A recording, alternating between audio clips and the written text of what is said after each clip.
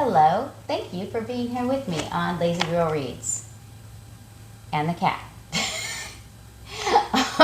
She does not seem to want to get settled today, so please, I apologize in advance for all of the tail flicking that happens in this video.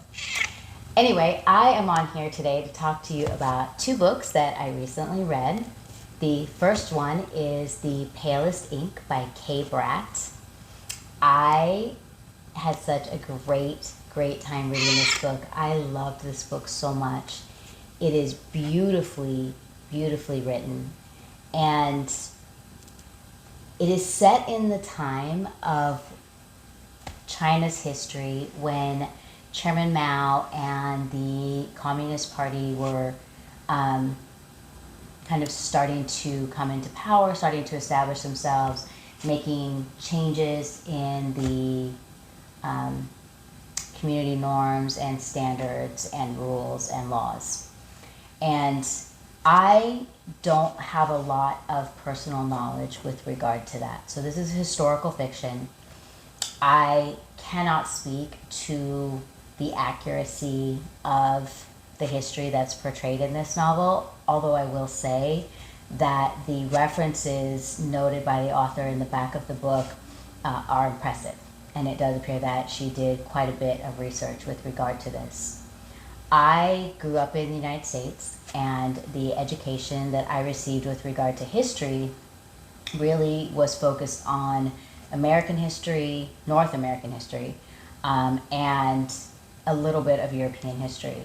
So I did not learn a lot with regard to that. The other, I guess, influencing factor with regard to my historical knowledge is that I was taught history in a way that marked time by wars. So I was taught history like one war to the next war to the next war to the next war. For any history teachers who are out there who might be paying attention to this video or come across it in some way, please consider teaching history and organizing it in a different way. I understand that wars can change things. I understand that countries get formed and lost because of wars. Rules and laws get put into place and then redacted and retracted and changed, and I get all of that. But I will tell you, speaking for myself, as a teenage girl learning history, it made it so uninteresting to me. I did not care about war. I did not find war interesting. I still don't find war super interesting, frankly. Listening and learning about politicians making proclamations and declaring war and sending people out to kill and be killed, that doesn't motivate me. It's not something that is particularly interesting or something I seek out in my life. So packaging history and feeding it to me in that way was not particularly compelling, and it didn't make me want to seek out any other historical knowledge or learn more or take more history classes or read more books about history. Like it seems so boring to me and so focused on war that I just didn't care. And I didn't know, because you don't know what you don't know. I didn't realize that there's a whole giant sections of history that I don't know anything about and that I never even heard about. And also, I didn't know that there's other ways to learn about and consume knowledge with regard to history, the history of people and places, that it doesn't focus on that. So now, as an adult, I have learned that, and I do learn a lot about it, but I missed a lot, I guess, is my point.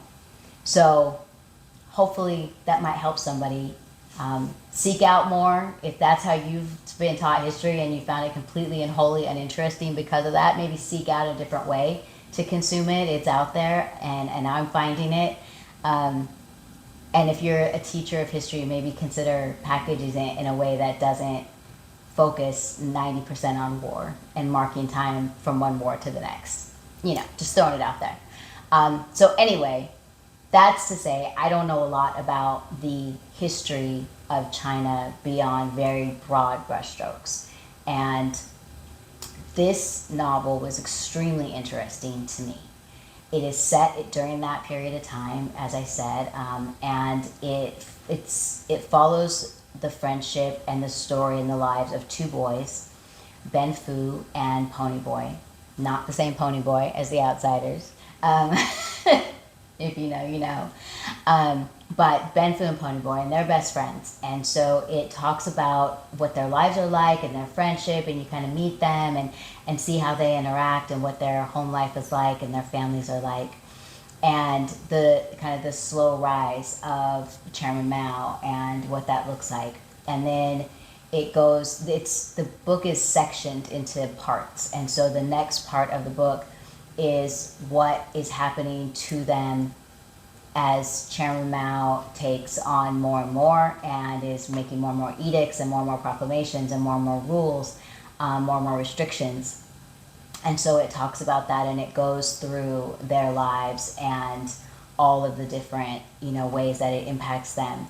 And their story is compelling. I cared about them. These characters are written in a way that it resonated with me. And so I wanted to know what was going to happen next, and I cared about them and what was happening with them and who they loved and who they didn't and all of those things. And there's some tragedy and some heartbreaking things that happen in this book. And there's also some joyful and hopeful and celebratory things that happen in this book. So it was really, really well done. I love how the ending was. And I just felt like it ended on such a note of hope and looking to the future. And so I really, really enjoyed that so much. This was a combination for me of audiobook and physical read, and partly because I wanted to know what was going to happen next. So whenever I, parked my car and turned the audiobook off, and came in the house, I wanted to, as soon as I could, sit down with the Kindle and keep it going. So it was really good. I highly recommend this book. The narration was fantastic. And for me, as a person who is a monolingual English speaker, it was great, the narration, to be able to have the pronunciation of some of the Chinese words and the pronunciation of the names. And I'm not sure if the words that are, the Chinese words that are in the book, I'm not sure if it's Mandarin or some other dialect, but either way, it was very nice to have those just pronounced, and it just kept the story flowing. And so I was never pulled out of the story trying to look it up or figure out what I thought it sounded like or whatever. I never got distracted by it. So that was very, very helpful, and I appreciated it. And so I would highly recommend the audiobook. I thought they did a beautiful job with the narration of this book. So it's The Palest Ink by Kay Bratt, and it was lovely. What I did not know is that this book is actually a prequel to a series, and I was unaware of that until I read the author's note in the back of the book. So there's a series of books, and the series is called The Scavenger's Daughters, and I believe it's a 3-book series, and then The Palest Ink is the prequel to that. So I'm kind of glad I didn't know, just because I started at what is the beginning, right? The prequel. So I definitely will read the next book, the first book in the series, I guess, because this was written after those and published after those 3 books as a prequel.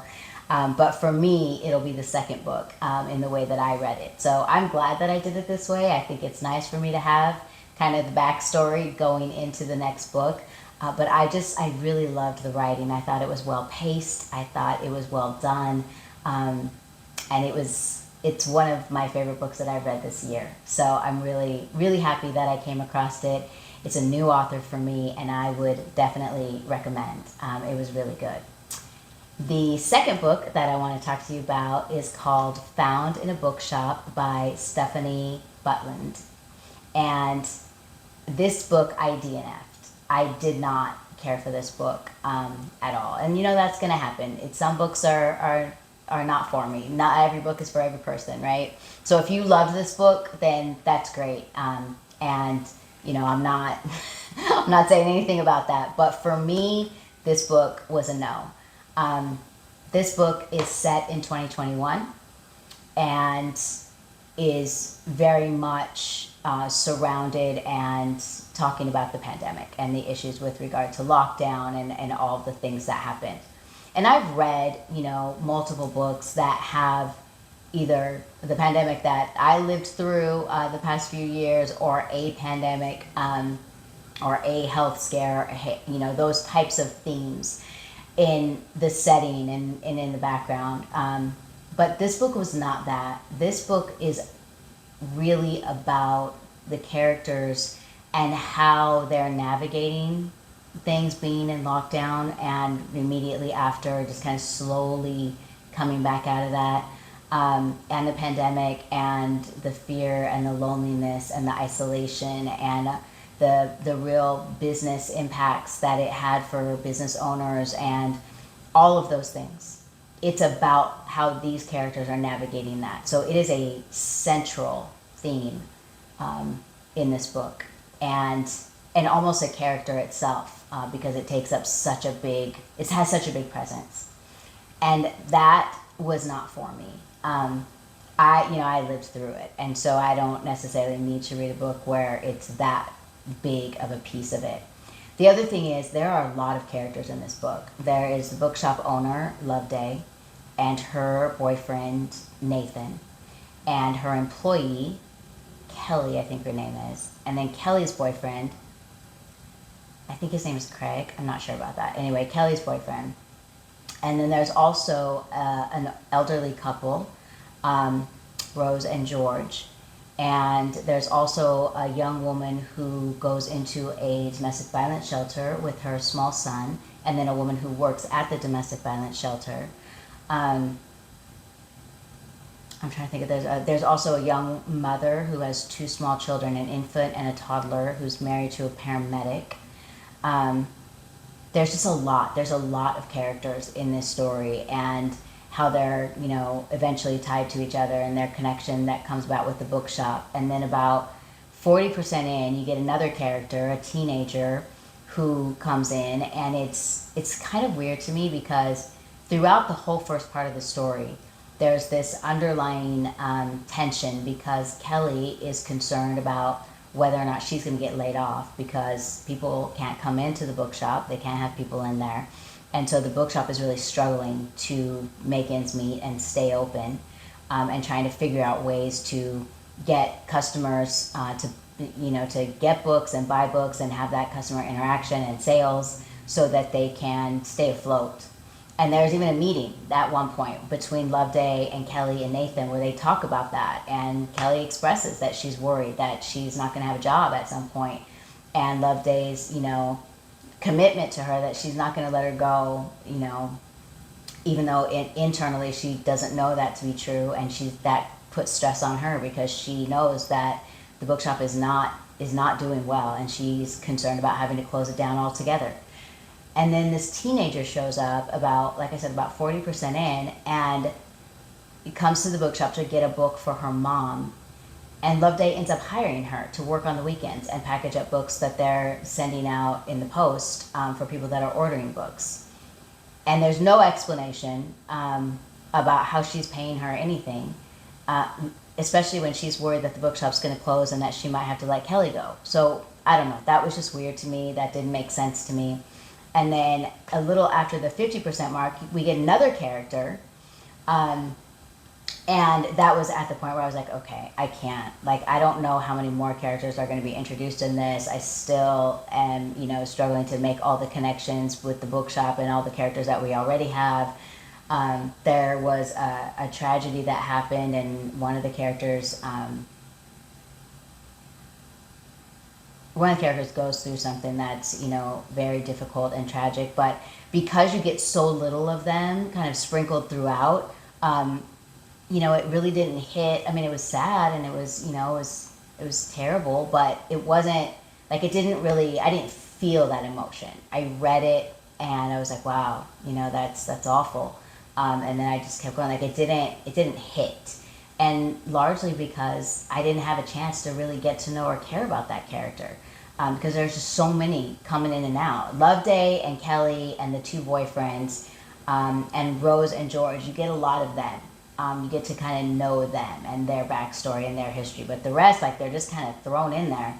And so it was just a lot. It was very chaotic to me. It was a lot. It was, the pacing of the story did not work for me. In some parts it was very, very slow. And then the other parts, I felt like it was very rushed. And I didn't really didn't get a lot of explanation or backstory or, context.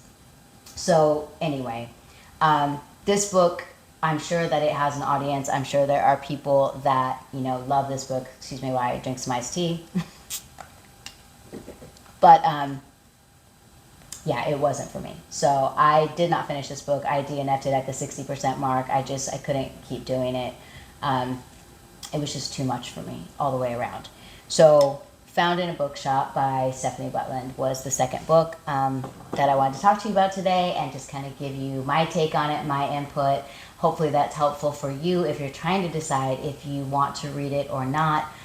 Those are some of the themes and some of the things that didn't work for me, but those might be things that are right on point for you and that you find interesting.